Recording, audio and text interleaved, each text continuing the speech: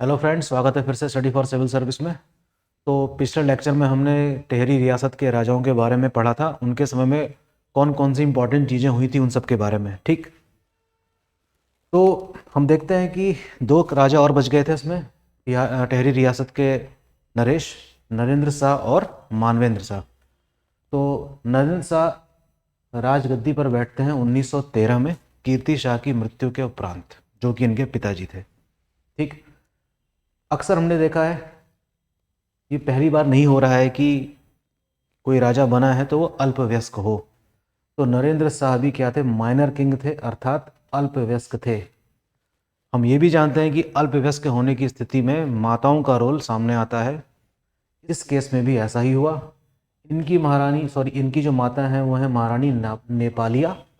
उनकी अध्यक्षता में एक काउंसिल बनी होगी, वो 4 मेंबर काउंसिल थी। तो ये जो संरक्षक मंडल था, इसने कुछ समय तक शासन किया और उस समय तक नरेंद्र शाह नाम मात्र के शासक थे। ठीक, इस प्रकार की जो एक्टिविटी है अल्पवयस्क वाली, ये इंडिया के बाकी और भी हिस्सों में देखने को मिलेगी आपको। ठीक है, जैसे कोई नई बात नहीं है ये। सत्ता की बागडोर इन्होंने संभाली 1919 में, जब ये बिल्कुल उसमें आ गए हैं कि हाँ, मैं अब चीज़ें कर सकता हूँ। तो हमें ये देखना है कि नरेंद्र शाह के समय में, जो कि काफ़ी लंबे समय तक शासन करते हैं, लगभग ये करते हैं शासन 34 साल तक, 35 साल तक लगभग। तो उस दौरान हम देखते हैं कि इन्होंने कई सारे कल्याणकारी कार्य किए, उसी के बारे में हमको देखना है। तो सबसे पहले उल्लेख मिलता है हमको कि उन्होंने वन विभाग की उन्नति के लिए कुछ कार्य करने शुरू किए। उसके लिए राज्य के युवकों को फॉरेस्ट ट्रेनिंग जो कॉलेज है वहाँ पर ट्रेनिंग भी दिलाई। और ये समझ लीजिए कि ये जो फॉरेस्ट ट्रेनिंग कॉलेज है, ये भारत के सबसे पुराने इंस्टीट्यूट्स में से एक है, अंग्रेजों द्वारा बनाया गया। ठीक, फॉरेस्ट ट्रेनिंग कॉलेज में प्रशिक्षण दिलवाया इन युवकों को, और कुछ युवकों को तो बाहर जाने का भी मौका मिला था उन दिनों इनके प्रयासों से। तो नरेंद्र शाह का जो कंट्रीब्यूशन है इस फील्ड में, ये समझने जैसा है। ठीक, अच्छा, इससे पहले भी हमने कई शासकों के बारे में देखा कि विद्यालयों की स्थापना शुरू हो गई थी। तो इन्होंने भी कई सारे छोटे छोटे विद्यालयों की स्थापना करी, और शिक्षा के क्षेत्र में हम देख सकते हैं कि इनका भी अभूतपूर्व योगदान रहा। आपको याद होगा कि प्रताप शाह ने एक स्कूल बनवाया था, हाई स्कूल लेवल पे था वो, इसको बढ़ाकर अब कहाँ तक पहुँचा दिया है? इंटरमीडिएट लेवल का इसको स्कूल कर दिया है। तो हम कह सकते हैं कि नरेंद्र शाह नाम के व्यक्ति काफ़ी रुचि ले रहे हैं किसमें? पढ़ाई लिखाई में भी और लोगों को पढ़ाने में भी। लैंसडाउन स्कूल है एक, उसको आर्थिक सहायता भी प्रदान करी है, लगभग 4,000 रुपये उस समय के।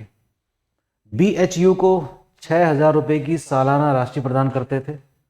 और ऐसा पता चलता है हमें कि ये जो राशि है, इस राशि की एक इन्होंने छात्रवृत्ति बनाई होगी BHU प्रशासन के द्वारा, वो आज तक चल रही है इनके नाम पे। तो काफ़ी इंपॉर्टेंट एक इंस्टीट्यूशनल डेवलपमेंट देखने को मिलता है हमें कि आज भी BHU इस प्रकार की छात्रवृत्ति अपने छात्रों को प्रदान कर रहा है। Very important. कल्याणकारी शासक के रूप में इन्होंने टेहरी, देवप्रयाग, उत्तरकाशी में औषधालय बनवाए, और उनको उन्नत करवाने के लिए इन्होंने कई सारे इक्विपमेंट्स, इसकी रिक्वायरमेंट होती है डिस्पेंसरीज में, वो मंगाए। तो कह सकते हैं कि इन्होंने मेडिकल क्षेत्र में भी लोगों के ध्यान में रखकर ये सारी चीज़ें यहाँ पर स्थापित कराई हैं। तो काफ़ी हम देख सकते हैं कि काफ़ी एक्टिव रूलर के रूप में हमको दिखाई दे रहे हैं नरेंद्र शाह, जो कि जन कल्याण में काफ़ी भागीदारी दिखा रहे हैं, और ज़रूर लोकप्रिय रहे होंगे अपने जनता के बीच में। ठीक है, अच्छा, नरेंद्रनगर में चिकित्सालय की स्थापना करवाई और दवाखाने स्थापित करवाए, जिसको हम आज मेडिकल स्टोर्स कह सकते हैं। बड़ी इंपॉर्टेंट बात यह है कि इन्होंने भी अपने नाम का एक नगर बनाया, और उसी का नाम रख दिया क्या? नरेंद्र नगर, 1921 में। और उसी को राजधानी बनाया 1925 में। नरेंद्र नगर नाम की राजधानी मिली किसको? टेहरी रियासत को। तो आप देख सकते हैं लाइन से कि टेहरी रियासत को कितनी राजधानियां मिली, है ना। अच्छा, ये जो आपको ये थोड़ा छोटा सा एक मैप दिख रहा है, लाइन खींचा हुआ। दरअसल ये रोड नेटवर्क इन्होंने तैयार करवाया था। तो हम कह सकते हैं कि ट्रेड एंड कम्युनिकेशन में भी इन्होंने रुचि दिखाई, और जो मुख्य मुख्य जो केंद्र हैं उसको सड़कों से जोड़ा। जैसे हम देख सकते हैं कि नरेंद्र नगर से मुनि की रेती तक सड़क बनवाई, मुनि की रेती से देवप्रयाग तक सड़क बनवाई है, देवप्रयाग से आगे कीर्तिनगर तक सड़क से जोड़ा कीर्तिनगर को, साथ साथ गंगा नदी भी बह रही है ना। पुरानी टेहरी को भी क्या है, इन्होंने सड़क से जोड़ दिया है। तो हम कह सकते हैं कि ये एक डेवलपमेंट याद किया जाना चाहिए नरेंद्र शाह का, है ना। तो काफ़ी इम्पोर्टेंट है। मैदानी क्षेत्रों को जोड़ा है किस चीज़ से, नरेंद्र नगर नामक शहर को, जो उन्होंने, जिसकी स्थापना उन्होंने 1921 में की थी। आधुनिकता का समर्थन करते थे, पश्चिमी देशों का भ्रमण भी किया उन्होंने कई बार, और अंग्रेज भी इनसे प्रभावित थे, और इनको लेफ्टिनेंट की मानद उपाधि भी दी है। BHU से भी इनको DDL शायद DLD की उपाधि मिलती है इनको। ठीक, तो ये कुछ इनके डेवलपमेंट्स इनके समय के देखने को मिलते हैं। तो अभी तक तो हम काफ़ी अच्छी अच्छी चीज़ें सुन रहे थे इनके बारे में, लेकिन आप जानते हैं कि ये वो समय है 1913 से लेकर 1947 के बीच का, ये राष्ट्रीय आंदोलन का समय है, बहुत चरम पे चल रहा है। टेहरी को अगर हम अकेले देखें दूरबीन लगाकर, तब तो यहाँ कोई ऐसी कोई मतलब एक्टिविटी हमको एंटी ब्रिटिश देखने को नहीं मिलती। लेकिन आखिर कब तक नहीं मिलती, नेशनल मूवमेंट की आंच तो यहाँ पहुँच नहीं थी। कई सारे जो लीडर्स थे हमारे उस समय के, उन्होंने भ्रमण करना शुरू किया और वहाँ के नेताओं को संबोधित करना शुरू किया होगा, कुमाऊं में भी, गढ़वाल में भी। अब लोगों को धीरे धीरे ब्रिटिश का जो असली कैरेक्टर है वो पता चलना शुरू हो गया होगा। आखिर कब तक छुपाएंगे कि हाँ हम तुम्हारे राजा हैं।